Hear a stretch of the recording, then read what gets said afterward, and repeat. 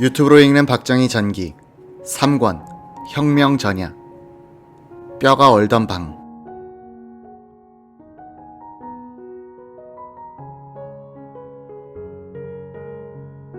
유경수의 어머니 이경영은 노량진 문간방 시절이 가장 비참했다고 회고한 적이 있다.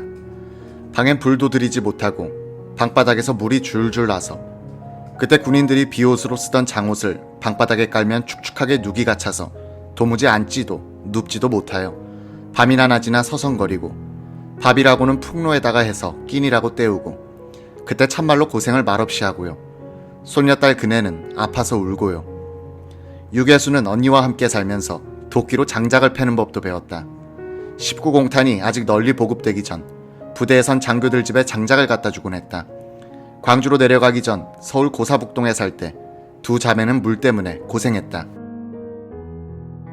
집 아래 공동수도에서 물을 받아와야 했는데 해가 뜨면 주민들이 물초롱을 물지개에 지고 내려와 끝도 보이지 않게 줄을 서곤 했어요.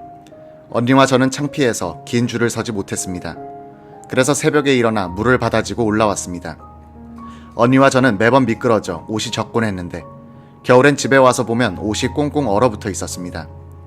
말이 장성집이지 최하층 빈민 생활이었습니다. 장작이 떨어지니 돈도 떨어지고요. 그때 우리가 지내던 방은 뼈가 얼던 방이었습니다. 영하 20도까지 내려가는 추위를 어떻게 견뎠는지 그때 그 시절은 평생 잊혀지지 않습니다.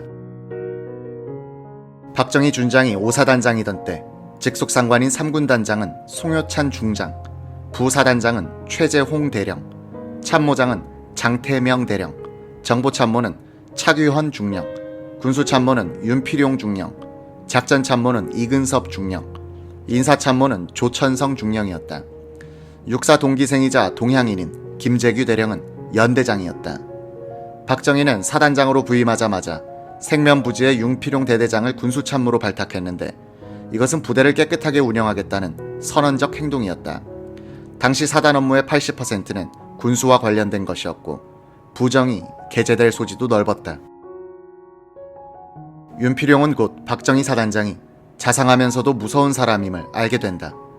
5사단에서도 여느 부대처럼 사단 지역 내 나무들을 잘라 후방에 내다 팔아 돈을 만들고 이를 장교들끼리 나눠 가지는 이른바 후생사업을 하고 있었다. 정부에서는 산림 도벌의 엄단을 외치고 있었지만 현지 관청에서는 박봉에 허덕이는 장교들의 사정 때문에 막을 수 없다고 판단하고 있었다. 다만 나무를 자를 때 그루터기를 남기지 말아달라고 사단장에게 부탁했다. 박 사단장은 산비탈에 나무를 베고 남긴 밑둥치들이 많은 것을 보고 윤필용에게 정리하라고 지시했다. 며칠 뒤 현장을 시찰한 박정희는 자신의 지시가 이행되지 않은 것을 알고는 재차 지시했다. 윤 중령은 이 두 번째 지시도 잊어버렸다. 다시 그곳에 들른 박정희는 산비탈을 보지 않는 방향으로 일부러 등을 돌리더니 전혀 딴 화제를 끄집어냈다. 윤필용은 구멍으로 들어가고 싶을 지경이 됐다. 박정희 사단장은 통역장교인 한병기 중위를 전속부관으로 발탁했다. 한병기는 미래의 장인이 워낙 엄격하게 보여 이런 분을 어떻게 모시나 하고 고민했다. 더구나 한병기는 잠이 많은 청년이었다. 관사에서 연락병과 함께 잤는데 꼭 그가 깨워야 일어났다. 어느 날 연락병이 흔들어 깨우는데 사단장이 기다리고 계신다는 것이었다.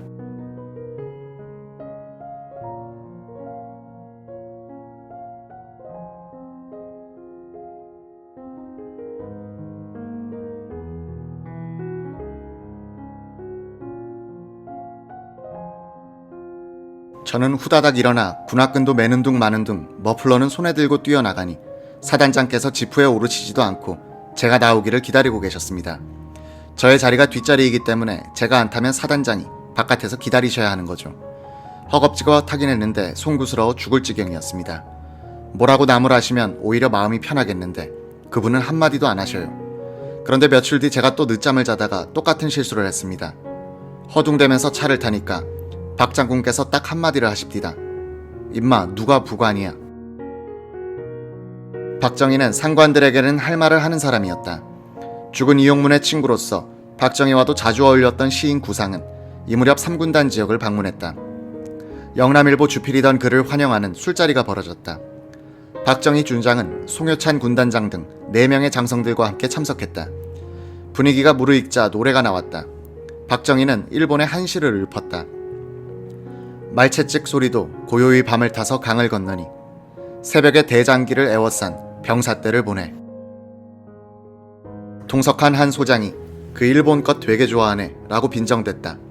박정희는 이 상관의 시비를 무시하고 있었는데 그는 좀 더 집요하게 박정희를 물고 늘어졌다. 그러자 박준장은 벌떡 일어나더니 구상을 향해서 소리쳤다. 구형 갑시다. 이런 속물들하고는 술 못 마시겠어요. 아니 내 옆에 이런 미희들이 있는데 내 어찌 자리를 뜰 수 있겠소. 박정희는 횡하니 혼자 나가버렸다.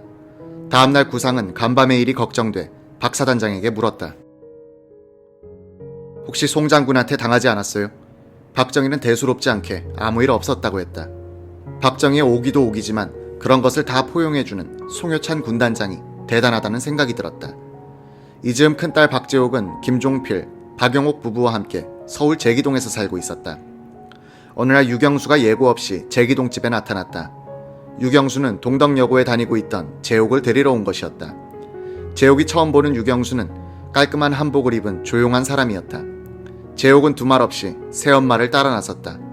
속으로는 영옥이 언니가 섭섭하게 생각할 것이라고 걱정했다. 나에게 너무나 잘해주었던 언니가 미련 없이 떠나는 나를 보고는 다 소용없는 일이라고 생각했을지 모르지만 나는 매를 맞고 살아도 아버지와 함께 살고 싶었다는 것이다. 다음은 박재옥의 증언이다. 그때의 나는 어머니에 대한 그리움이 사무쳐서 나중에는 계모든 서모든 아픈 어머니든 미친 어머니든 내겐 어머니란 존재가 필요했다. 나는 노량진의 아버지 집으로 가면서 몇 번이고 다짐했다. 어떤 일이 있어도 나 때문에 아버지와 유교사가 싸우는 일은 없도록 최대한 조심하자고.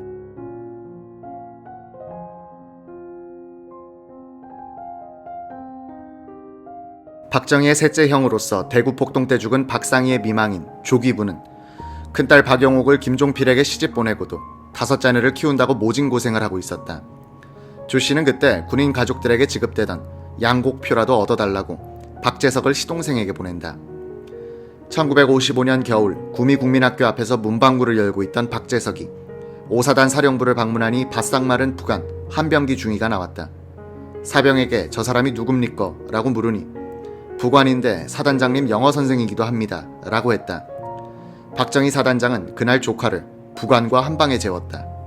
한중이는 동상에 걸려 있었는데 밤에는 콩을 담은 자루를 발바닥에 대고 자는 것이었다.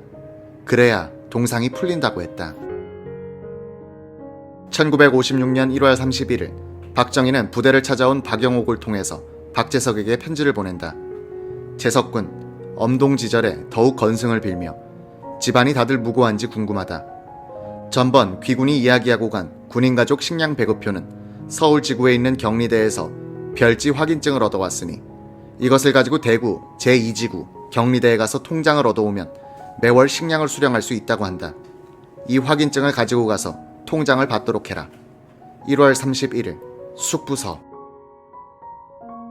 별지의 메모장에는 박정희가 대구지구 격리대장 앞으로 보내는 글이 적혀 있었다. 이 확인증을 지참하는 박재석에게 식량 통증을 교부하여 주시기 앙망한다 는 내용이다. 1956년 1월 30일 육군 특무대장 김창룡 소장이 서울에서 출근길에 저격을 받고 사망했다. 강문봉 2군 사령관, 허태영 서울지구 병사구 사령관, 이 암살 지령자, 사병 2명이 실행자로 밝혀졌다. 군법회의에서 이들은 사형을 선고받았으나 강문봉만은 이 대통령에 의해 무기징역형으로 감형됐다. 이 사건은 대통령의 신임을 얻고 정일권 육군참모총장 계열의 비리를 캐던 김창룡을 정일권의 측근인 강문봉이 제거한 사건이다.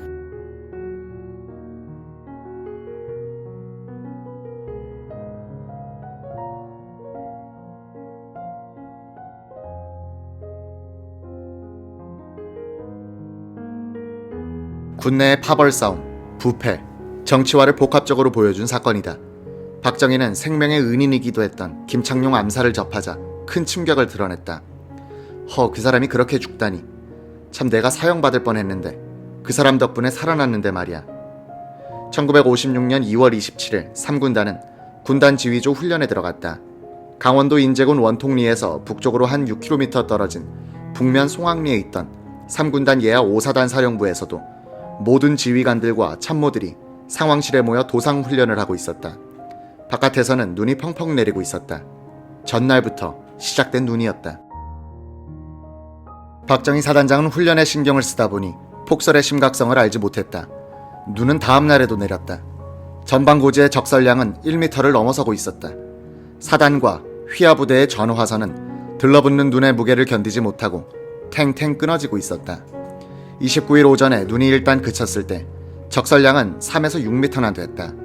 이날 아침 작전장교 조규동은 상황실에서 작전참모 이근섭 중령이 불러 문을 열고 나가다가 기겁을 했다.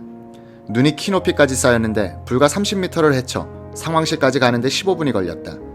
조소위의 보고에 놀란 박정희 사단장이 바깥으로 나와 보고는 군단장에게 전화를 걸어 도상훈련에 중단을 건의하고 사태 수습에 나섰다. 그러나 유선통신망이 마비돼 예하부대와 연락이 제대로 되지 않았다. 본격적인 제설 작업과 구조 작업이 시작된 것은 3월 3일부터였다. 사상 최악의 폭설은 6, 5, 3사단 지역을 강타했는데 특히 5사단이 심했다. 헬리콥터가 동원되어 고지에 고립된 부대로 식량을 공수했다. 박정희는 이런 전단을 만들어 뿌렸다. 설중에 건투하는 제군들의 노고에 대하여 충심으로 경의를 표한다. 며칠만 더 참으면 이 난관을 타개할 것이니 불절불굴의 용기를 발휘하여 인명피해를 최소화하라. 상급, 인접부대와 통신을 유지하는데 최선을 다하라. 급한 환자가 생기면 백방으로 노력하여 상부에 보고하라. 식량이 부족하면 완전히 소비하기 전에 여하한 수단을 사용하여서라도 신속히 보고하라. 눈이 내릴 때도 위험하지만 눈이 녹을 때 더 위험하다. 벙커와 막사에 대하여 주의하라. 제설 작업 때 손발이 오래 젖어 있으면 동상에 걸리니 주의하라. 먼 곳에 혼자 가는 것이 가장 위험하다. 통신이 잘 되면 여하한 일이 있더라도 제군들의 생명을 구출할 수 있으니 유선, 무선을 통하는 데 노력을 다하라. 축, 건투, 사단장 준장, 박정희. 제설 작업을 하던 중 36년대 7중대 소속 소대장 이규용 중위외 8명의 사병이 눈 속에서 걷는 자세로 얼어 죽어 있는 것이 발견됐다. 폭설이 쏟아지던 2월 28일 밤 한 소대원이 탈영했다. 이중위는 소대원 7명을 이끌고 마을로 내려가 탈영병을 붙잡아 돌아올 때 헌병 검문소를 피하기 위해 산길을 걸어오다가 폭설에 파묻힌 것이었다. 이규용 중위는 선두에서 진로를 개척하다가 자신의 부대가 가까워지자 기관 단총을 발사해 신호를 보냈으나 수십 미터 전방에 있던 부대에서는 폭설로 이 총성을 듣지 못했다. 수십 발의 탄피들만 눈 속에서 발굴됐다. 토치카나 영구 막사에 있던 장병들은 무사했으나 수출 굽는다고 가건물을 지어놓고 잠자던 장병들은 지붕이 무너져서 진지호에서 숯불을 피워놓고 잠자던 장병들은 가스 중독으로 죽고 막사가 눈에 파묻혀 질식사한 사병들도 있었다. 당시 전방사단에서는 이른바 후생사업의 하나로 나무를 잘라 숯을 만들어 민간인들에게 팔고 그 수입은 장교들이 나눠 갖고 있었다. 5사단에서만 모두 59명이 죽었다. 3군단 전체에서는 118명이 죽고 147명이 다쳤다. 정일권 육군 참모총장이 설화 현장을 시찰했다. 박정희가 각하 면목이 없습니다 라고 보고하니 정 총장은 그래도 박 장군이 있었기에 이 정도로 그쳤다고 오히려 위로했다. 박정희는 나중에 총장으로부터 그런 말을 들으니 부하들에게도 부드러운 말이 나가게 되더라고 회고했다. 1군 사령부에서는 3사단장 정래혁과 박정희에게 설화 대책에 고생했다고 표창장을 주었다. 박정희는 부하들을 떼죽음 당하게 해놓고 무슨 낯으로 상을 받겠나라면서 부사단장을 대신 보냈다고 한다.